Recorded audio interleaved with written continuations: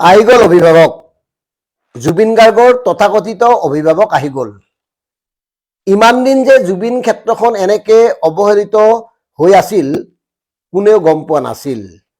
6 মাহ হ'ল আৰু 6 মাহত যেতিয়া মানস ৰবীন ডাঙৰীয়াই জুবিন ক্ষেত্ৰলৈ আহি এই যে দুদিন আগতে গৰিমা শইকীয়া গাৰ্গে লগাই যোৱা ত্ৰিপালখনৰ ঠাইত টিনপাত দিব খুজিলে, তাৰ পিছতে আহি গ'ল অভিভাৱকসকল।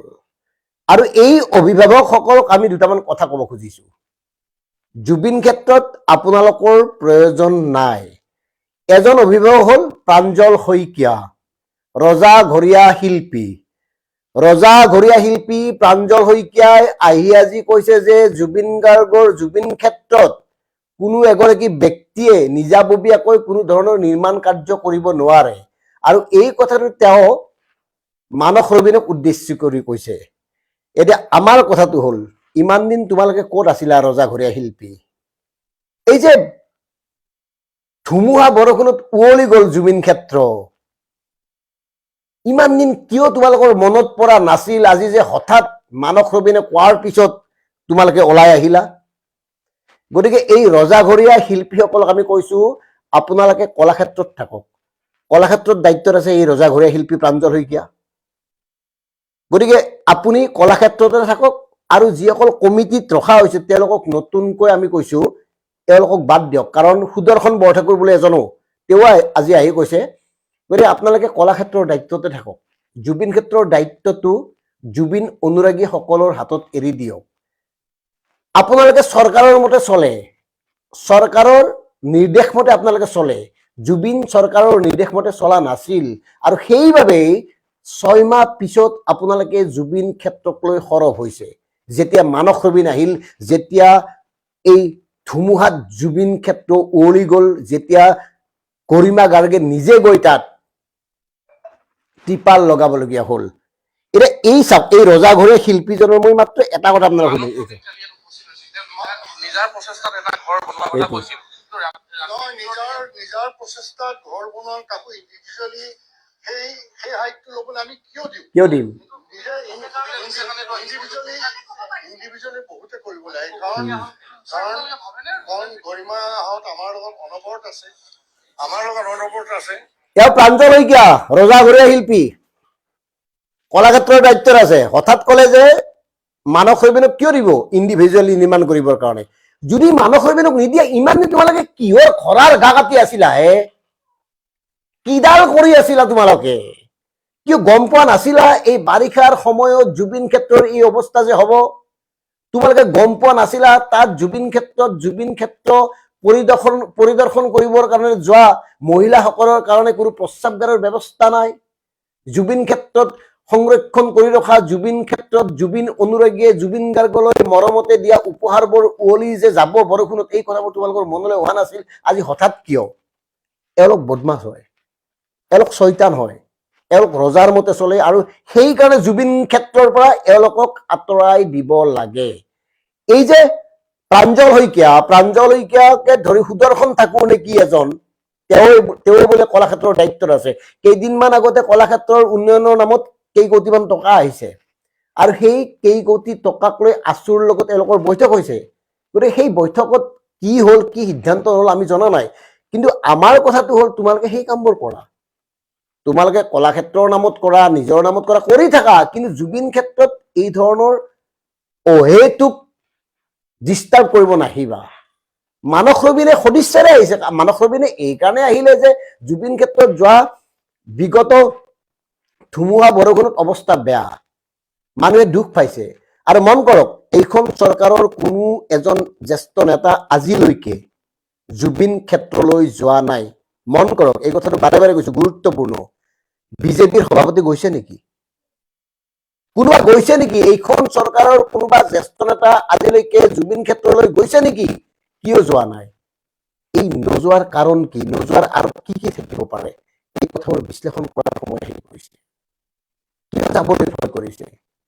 জুবিন গাৰ্গক মৃত্যুৰ পূৰ্বেও ভয় কৰিছিল, মৃত্যুৰ পিছতো ভয় কৰিছিল। কিয়?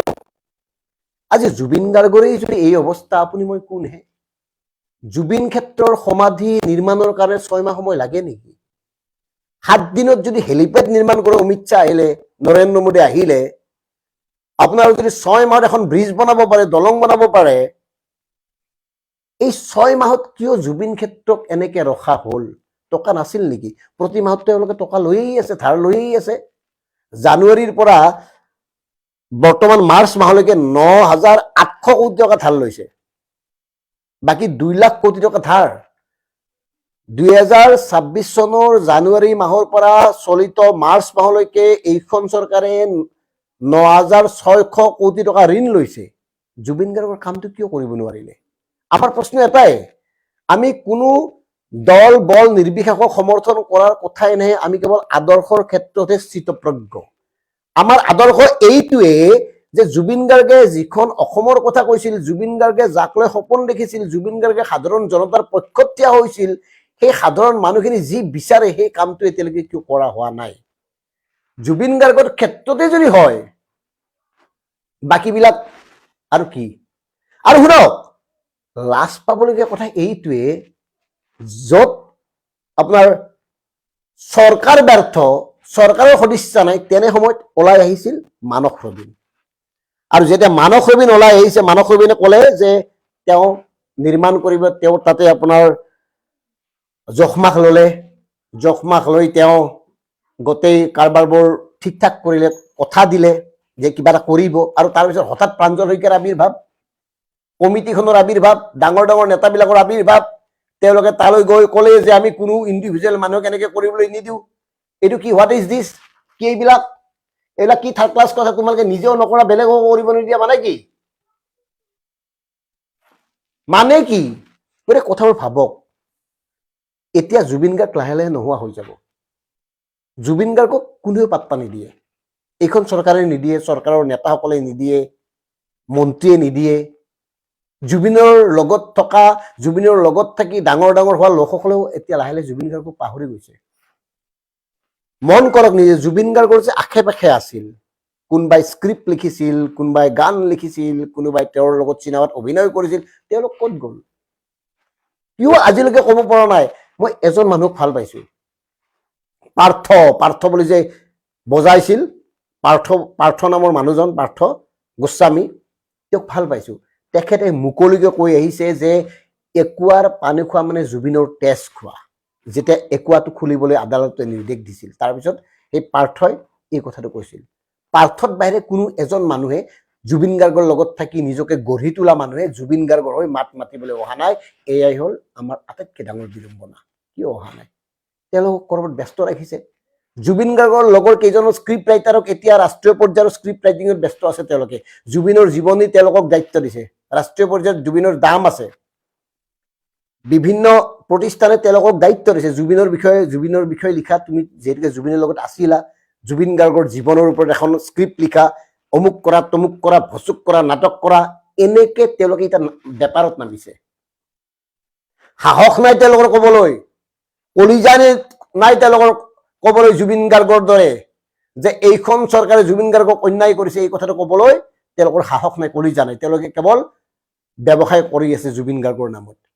জুবিন গাৰ্গৰ লগত গান গোৱা কোনগৰাকী গায়িকাই মুকলিকৈ মাতিছে? কওক, মাতিব লাগে, কেতিয়াবা দুখ কৰিব লাগে, কান্দে।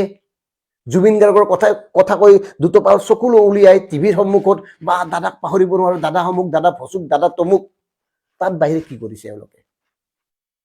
এওঁলোকৰ নাটকখন আমি নুবুজাকৈ আছো নেকি? আপোনালোকে বুজা নাই নেকি এওঁলোকৰ নাটকখন? যিসকলে জুবিন গাৰ্গৰ লগত থাকি মঞ্চত গীত পৰিৱেশন কৰিছিল, যিসকলক জুবিন গাৰ্গে মঞ্চলৈ নি প্ৰতিষ্ঠিত কৰিছিল, তেওঁলোক আজি ক'ত? কিমানজন আছে? নতুন প্ৰজন্মৰ গায়ক গায়িকাসকলৰ কথা ভাবক। মঞ্চত জুবিন গাৰ্গৰ কথা কৈ আৱেগিক হৈ মানুহক আকৰ্ষণ কৰে, তাত বেৰ কি গৈছে? প্ৰতিবাদ কৰিছে কেতিয়াবা? কেতিয়াবা কৈছে যে কেতিয়াবা চৰকাৰক আবেদন জনাইছে যে আপোনালোকে জুবিন গাৰ্গৰ জুবিন ক্ষেত্ৰখন অমুক দিনৰ ভিতৰত নিৰ্মাণ কৰি দিয়ক, নহলে ভাবিম আপোনালোকে জুবিন গাৰ্গক মাৰি পেলাইছে? ক'ব পাৰিছে? জুবিন গাৰ্গক কোনে মাৰিছে, কিয় মাৰিছে, এই কথাবোৰ আপোনালোকে কওক। কিয় জুবিন গাৰ্গৰ আটাইতকৈ মূল অভিযুক্ত সকলৰ মানে কোম্পানী খুলি দিয়া হ'ল, একাউণ্ট খুলি দিয়া হ'ল, এই কথাবোৰ আপোনালোকে সোধা নাই। এনেই বহাগৰ বতৰত বিহু আহিছে, জুবিন গাৰ্গৰ মনত পেলাই জুবিন দাৰ লগত এই গানটো গাইছিলো, জুবিন দাৰ লগত সেই গানটো গাইছিলো, জুবিন দাই মোক এনেকে কৈছিল, জুবিন দাই মোক অমুক শিকাইছিল, জুবিন দাই মোক তমুক শিকাইছিল, এনেকে কৈ কান্দিলেতো নহব ফেকুৰি ফেকুৰি। গতিকে মানস ৰবীন ডাঙৰীয়া আমি আপোনাক আহ্বান জনাইছো, চৰকাৰক গুৰুত্ব নিদিব আৰু এই যিটো কোম্পানী তথাকথিত যে নিৰ্মাণ কৰা কোম্পানীটো আহিছে প্ৰাঞ্জল শইকীয়াৰ নেতৃত্বত, তেওঁলোককো খাতিৰ নকৰিব। ৰাইজক লগত লৈ আপুনি নেতৃত্ব লওক, গৰিমা গাৰ্গক মানে আপোনাৰ লগত লওক, আৰু গৰিমা গাৰ্গেও এই কথাবোৰ গুৰুত্ব দিয়া উচিত, হৃদয়ংগম কৰা উচিত। কাৰণ যিসকলে এতিয়া জুবিন ক্ষেত্ৰ নিৰ্মাণৰ নামত ৰাজনীতি কৰিবলৈ আৰম্ভ কৰিছে তেওঁলোকক চিনক। গতিকে আপুনি অন্ততঃ মানস ৰবীনক আমি এইকাৰণে বিশ্বাস কৰিব পাৰো, মানস ৰবীন জুবিন গাৰ্গৰ বন্ধু আছিল। মাজুলীৰ গানটো লিখা মানস ৰবীনে জুবিন গাৰ্গক শ্ৰদ্ধা কৰিছিল আৰু সেই শ্ৰদ্ধাৰ প্ৰতি অটুট থাকিয়ে, সেই শ্ৰদ্ধাশীল হৈয়ে এতিয়ালৈকে মানস ৰবীন এটা স্থিতিত আছে আৰু জুবিন গাৰ্গৰ সপক্ষে মাত মাতি আহিছে। আৰু সেইকাৰণে মানুহৰ কথা শুনি মানস ৰবীন আহিছিল জুবিন ক্ষেত্ৰলৈ কিবা এটা কৰি দিব নিজাববীয়াকৈ, অন্ততঃ যাতে বৰষুণ নপৰে, অন্ততঃ যাতে মহিলাখিনিয়ে পেচাব পায়খানাখিনি ভালকে কৰিব পাৰে। কিন্তু আহি গ'ল তথাকথিত ৰজাঘৰীয়া শিল্পী, আমি কিয় দিম? গতিকে গৰিমা শইকীয়া গাৰ্গ আপোনাক আমি অনুৰোধ জনাইছো, আমি একো নহয়, আমি জুবিনক জিন্দগী লগ পোৱা নাই, প্ৰফেচনেল পেছাগত কাৰণত ক'ৰবাত এদিন দুদিন তিনিদিন চাৰিদিন লগ পাইছো এইবিলাক কথা, আমাৰ লগত কোনো কাৰণত অন্তৰংগ নাছিল কাৰণে কথাবোৰ কৈছো। জুবিন গাৰ্গ জাতিৰ কি আছিল এই কথাবোৰ জাতিয়ে ইতিমধ্যে অনুভৱ কৰিছে, জাতিয়ে বুজি পাইছে জুবিন গাৰ্গ আমাৰ কাৰণে কি আছিল। কিন্তু জুবিন গাৰ্গক আমি কেনেকে ৰাখিম সেইটো এই মুহূৰ্তত আটাইতকৈ ডাঙৰ প্ৰশ্ন। আৰু সেইকাৰণে আমি আপোনাক বিনম্ৰভাৱে অনুৰোধ কৰিছো, আপুনি নেতৃত্ব লওক। চৰকাৰৰ কৃপাত জুবিন ক্ষেত্ৰ নিৰ্মাণ হ'ব নালাগে। 3,40,00,000 মানুহৰ 3 কোটি মানুহেও যদি 100 টকাকে দি বহুত টকা হৈ যাব, আৰু বহুত মানুহ আছে সদিচ্ছা টকা। গতিকে মানস ৰবীন আৰু গৰিমা শইকীয়া গাৰ্গে মুকলিভাৱে কওক যে চৰকাৰে আৰু জুবিন ক্ষেত্ৰ নিৰ্মাণ কৰিব নালাগে। 6 মাহত আমি দেখিলো, 6 মাহত জুবিন ক্ষেত্ৰত জুবিন ৰদে বতাহেই থাকিল, ধুমুহাত জুবিন থাকিল, বৰষুণত থাকিল, প্ৰচণ্ড ৰদত থাকিল। গতিকে আপোনালোকক নালাগে, আপোনালোকৰ সদিচ্ছা গম পাইছো। আৰু এইখন চৰকাৰ, এইটো দলৰ কোনো এগৰাকী বৰমূৰীয়াই আজিলৈকে জুবিন ক্ষেত্ৰ পৰিদৰ্শন নকৰিলে, এই কথাবোৰ আমি গম পালো। গতিকে আপোনালোকৰ সদিচ্ছা আন্তৰিকতা আমি জানো। গতিকে আপোনালোকৰ আদৰ্শৰ লগত যিহেতুকে জুবিন গাৰ্গৰ মিল নাছিল, গতিকে আপোনালোকে জুবিন ক্ষেত্ৰ নিৰ্মাণৰ দায়িত্ব ল'ব নালাগে। জুবিন ক্ষেত্ৰ নিৰ্মাণৰ দায়িত্ব ল'ব অসমৰ অগণিত লাখ লাখ জনতাই। গতিকে আমি ভাবো গৰিমা শইকীয়া গাৰ্গ আৰু মানস ৰবীনে নেতৃত্ব গ্ৰহণ কৰা উচিত।